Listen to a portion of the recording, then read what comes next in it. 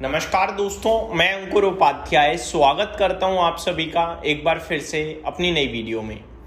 दोस्तों, चौतरफा बिकवाली देखने को मिली है आज के सेशन में। गिरावट भी बढ़ी थी आज के सेशन में। आज पेट्रोलियम मिनिस्टर की एक स्पेशल मीटिंग भी थी। देश में जो भी एनर्जी इस समय अवेलेबल है उसको कैसे यूज़ किया जा सकता है और क्या आउटकम आया है उसका, वो सारी चीज़ें मैं ऑलरेडी डिस्कस कर चुका हूँ। कल को लेकर संकेत की हम बात ही नहीं करेंगे, क्योंकि कल हमने संकेत देखे, ठीक ठीक थे, खुला बाजार ठीक, लेकिन बंद बहुत खराब हुआ है।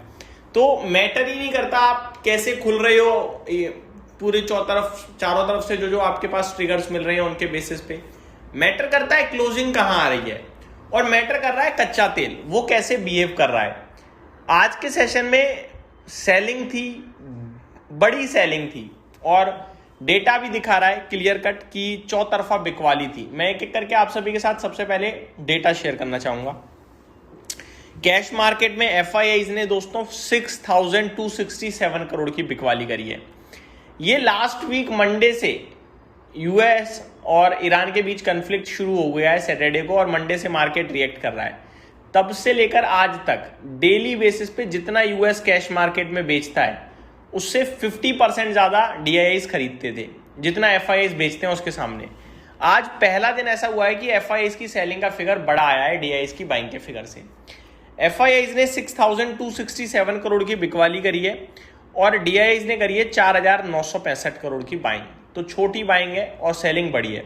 साथ ही साथ एफआईआईज ने कैश मार्केट के अलावा फ्यूचर इंडेक्स में बेचा है 3000 करोड़ का, और फ्यूचर स्टॉक्स में बेचा है 1700 करोड़ का।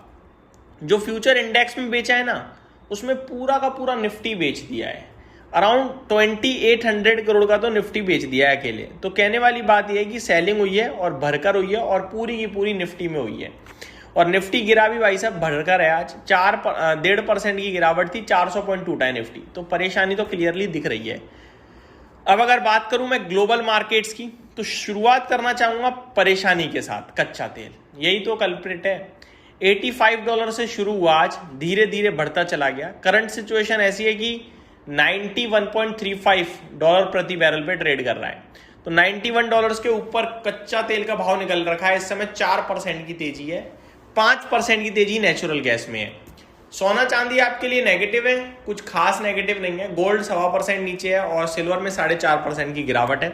तो सिल्वर थोड़ा ज्यादा टूट गया है। एक्चुअली में ना रेंज प्ले हो रही है, ऐसा लग रहा है। बार बार नीचे आता है, बार बार ऊपर चला जाता है, फिर नीचे आता है, फिर ऊपर चला जाता है। कुछ मूव देने को तैयार नहीं है। अब आ जाते हैं थोड़ा सा अमेरिका के बाजार की तरफ, कैसा ट्रेड कर रहा है। यूएस मार्केट की बात करें तो डाउ 270 पॉइंट नीचे है, और नेस्डेक इंडेक्स में आपके लिए फ्लैट टू पॉजिटिविटी है। रसल 2000 0.5% नीचे है, और S&P 500 बिल्कुल फ्लैट टू नेगेटिव है, कुछ खास मूवमेंट नहीं है।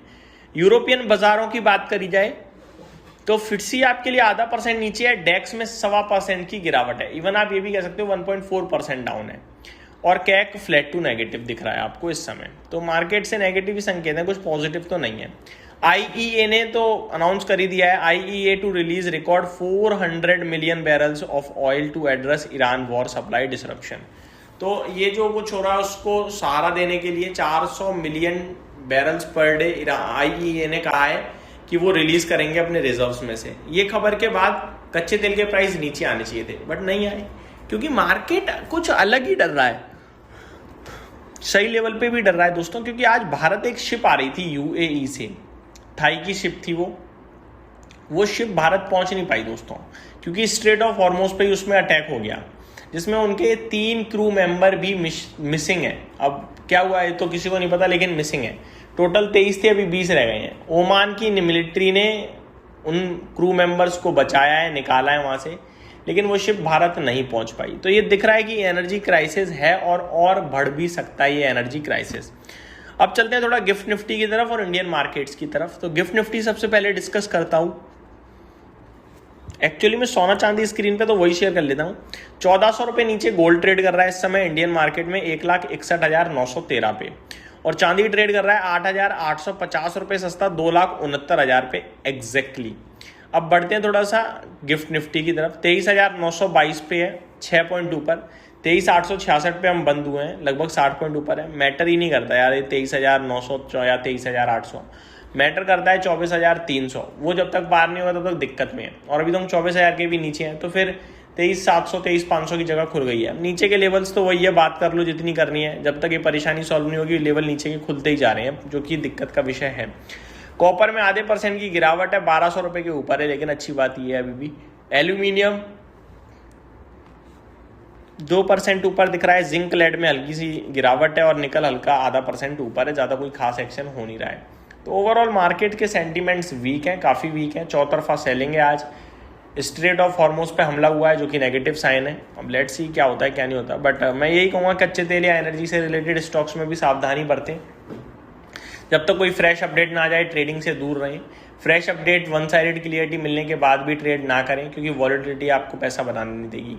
ये मेरी तरफ से छोटी मोटी अपडेट्स से, उम्मीद करता हूँ डिटेल पसंद आई होगी। Thank you so much for watching this video. Good night guys.